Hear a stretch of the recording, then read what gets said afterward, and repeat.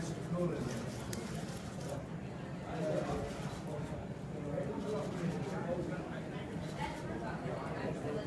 Go ahead, get ready. We'll wipe off a little bit. How about facing that? Right over here, guys. You don't need to see towels on my face. Okay, guys, everyone all set for mic check, right? We're good? So I'm going to introduce Mr. Trump. He'll speak for a few minutes and then take a couple questions, okay? So it is my pleasure to introduce the next President of the United States, Mr. Donald J. Trump. Yeah. Thank you very much, everybody. Great honor to be here. We have a total sellout tonight. And in fact, I had to move to a larger venue. And interestingly, with Hillary, they reduced the ticket prices to $15. And these are really expensive tickets. I guess it's $350 for the pictures, and we're very happy about that. A lot of money for a great cause, and it's an honor to be here. Thank you. Any questions? Yes, Mr. Trump. Your comments on immigration and Mexicans and Latinos in general have raised a lot of hubbub. Why should Republicans and Hispanics vote for you? And if you get the nomination for president, why should Latinos vote for you? And a follow-up, why should Mexicans and Latinos work for you in any capacity? Well, I have thousands of Latinos working for me, and they're amazing people, great people. We have to stop, however, illegal immigration. And the Latinos that work for me, they're so supportive. They say, we want people to come in like we did, the legal way. And it's really resonated, and people are so happy with what I've done, everybody.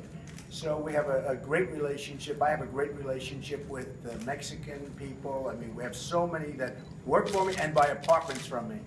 And the relationship's been reinforced so many different ways. I'll say this. In Nevada, you probably saw the results just came out. The results were I won Nevada easily. I think we had 28%. And I won the entire Hispanic. I just beat everybody so badly with the Hispanics. We had 36%. And just absolutely left everybody in the dust. So I've been saying from day one, I will win the Hispanics because I'm taking jobs back from China. I'm taking jobs back from everywhere. And we're going to create jobs. We're going to make our country great again. We're going to create jobs. And the Hispanics love that. We have to stop illegal immigration. It's very important. We need borders. And if you don't have borders, you don't have a country. And you know what? I'll tell you this. So many people have said, thank you, Mr. Trump. You were right. And people that were against me 2 weeks ago, now they're all saying you were right. In light of what's happened with Kate in San Francisco, in light of what's happened with so many people in the last short period of time. And so many people are thanking me, and so many people that thought I was not right, including members of the media, now realize that I was right. So thank you very much. Sir? We know what you want to do with the borders and illegal immigration, but what about the undocumented immigrants who are already here? Well, we're going to do something with that. The first thing we have to do is strengthen up the borders. You have to have a border. You know, if you don't have a border, you don't have a country. And that's what's happening right now. People are just flowing in. And Mexico, I have great respect for Mexico. The problem is their leaders are much smarter than ours. They're smarter, they're sharper, they're more cunning. I mean, they're taking us to lunch. And what's happening not only with the borders, but with trade. You look at what Ford is doing. They're building billions of dollars worth of plants in Mexico. I want them to build the plants in the United States. Doesn't help us if they build them in Mexico. So that's the way it is, and it's been very well received. As you know, I've been #1 in all the polls, the last number of polls that came out. You look at the Fox poll last night, you look at virtually all of the polls over the last period of time, we're #1. Big one, I told you, Nevada came out #1, North Carolina #1. We're really doing it, and people agree. You know, we have to bring our country back. And there's a big, big silent majority out there. We have a silent majority that is really speaking, and that's what's happening. Thank you. Are you planning on mass deportations? Or I'm planning on building a tremendously powerful and strong border. So illegals get in, but the illegals, you can't have it because we don't even know who they are. We don't know where they're coming from. They're coming from all over the world, including the Middle East. We have to stop it. Mr. Trump. You said that you're first guy down the pool. Do you expect that? Some people expect that to die down. I don't think it's going to die. I don't think anybody has my message. First of all, I know my competitors. They can't create jobs. Who's better at creating jobs than Trump? Nobody. Nobody. I mean, there's nobody. I know my competitors. I know who I'm dealing with. They're politicians, all talk, no action. That's what a politician is, all talk, no action. And I will create jobs like you've never seen. I will be the greatest job-producing president that God ever created. That I can tell you. Mr. Trump, Yes, ma'am. what do you consider to be the most important thing that we need to do as a country to preserve our sovereignty? Well, there's a lot.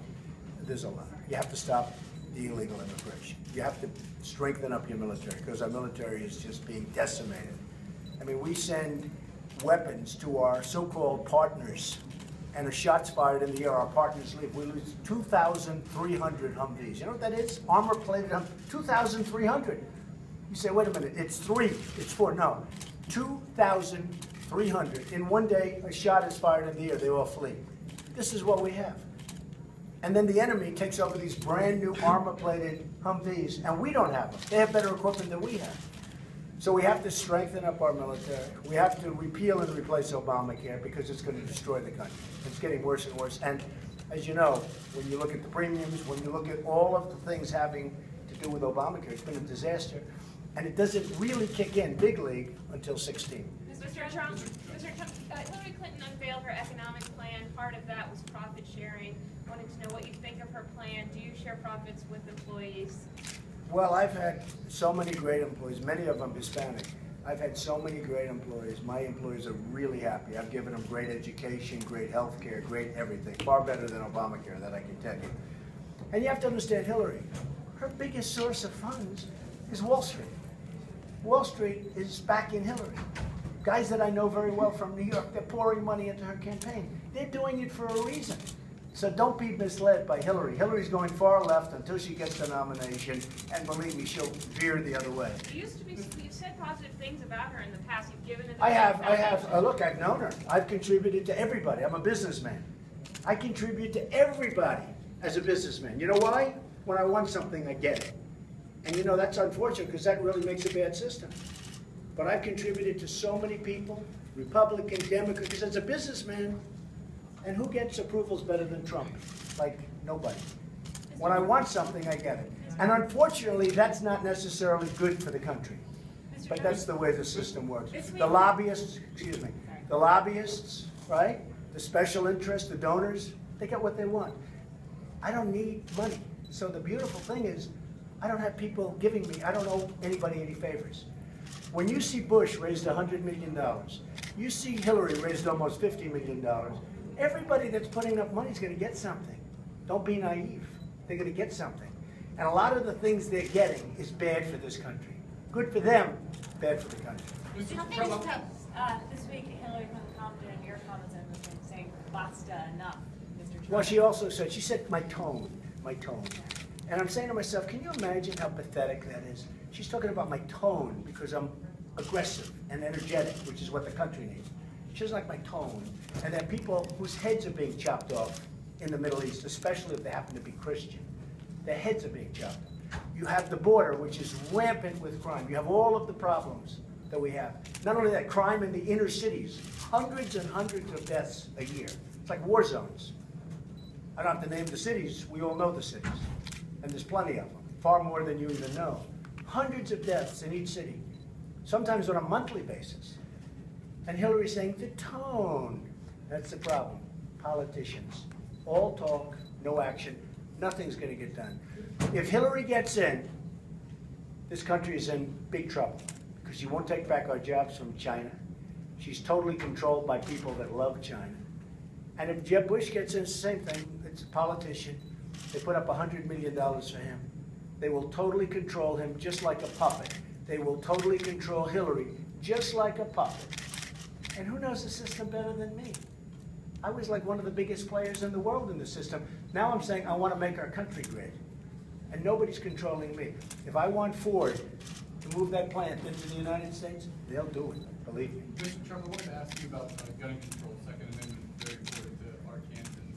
Do you still think that Republicans walk the NRA line? Do you support? I think some of them, I do. I can tell you, I'm a big Second Amendment person. And, you know, yesterday with your gun-free zone, where you had the Marines that were shot down because they didn't have guns, but this sick guy had guns and shot him down. And these are decorated people. These are people that could have handled guns very easily. They would have had a good chance if they had a gun. And you had the same problem in 09. You had the same thing. You said that in criticizing Republicans that they walked the NRA line. And also I wanted to ask you. No. I have always been a very strong Second What Amendment. about assault weapons then? There's a lot going on with assault weapons. The problem with the ban, and the biggest problem is, once you start, it becomes a very slippery slope. I'm a big Second Amendment person, and I believe you need protection. If these Marines yesterday, if they had their guns, they probably, at least some of them, they'd be with us today. They were totally taken by surprise. They had no defense. So yesterday I did O'Reilly, and I was the first one to come out. Now, in fact, there's a big article today. Other Republicans followed Trump on gun-free zone. Because I was against it a long time ago, meaning you should be able to have guns in the so-called gun. We got to have to get rid of the gun-free zone. And these, especially in this case, these are people that truly know how to protect themselves and other people. They know how to use the guns. So I've gotten a lot of credit for that, but it's beyond credit. And you had the same problem in 09. You had a problem where you had Islamic terrorism, which the president doesn't want to use the term. He doesn't want to use it at all.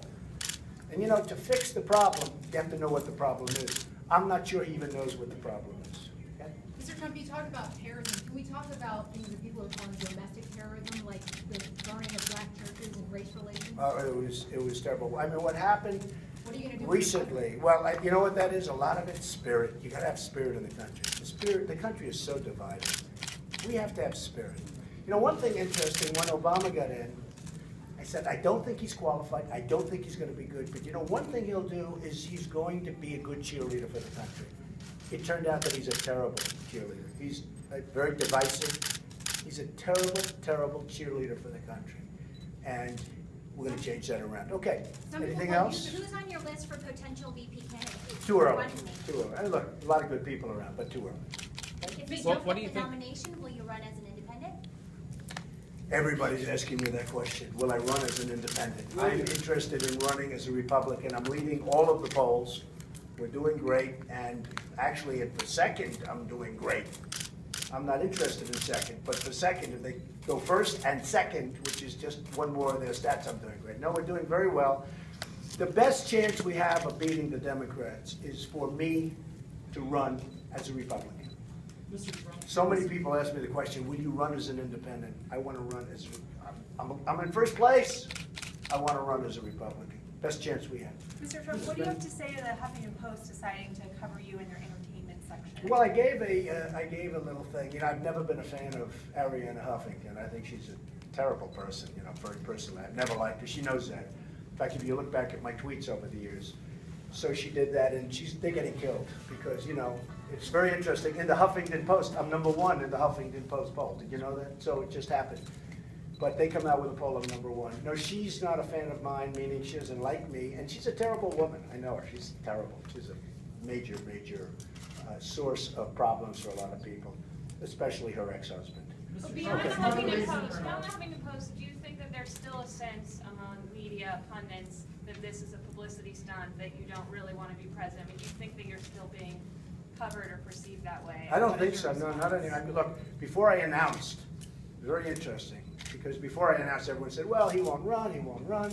Then they announced it. They said he'll never file his form, and I filed that 2 weeks ago. Then they said he'll never file his financials, and I filed my financials, which turned out to be much greater than a lot of people had. You know, nobody really knows because I'm a private company. I filed them. Now I'm not such a private company anymore.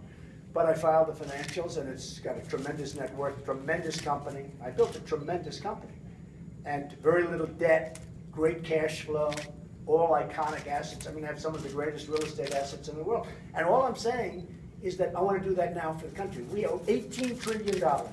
We have to make our country rich again and great again. Right now, China, Japan, Mexico, every single country that we do business with just rips us. We don't know what we're doing. We have leaders that are grossly incompetent. We don't know what we're doing. If I'm elected president, we will make great trade deals. We'll bring back our jobs. We're going to have one great country again. Thank you all very much. I appreciate it. Thank you.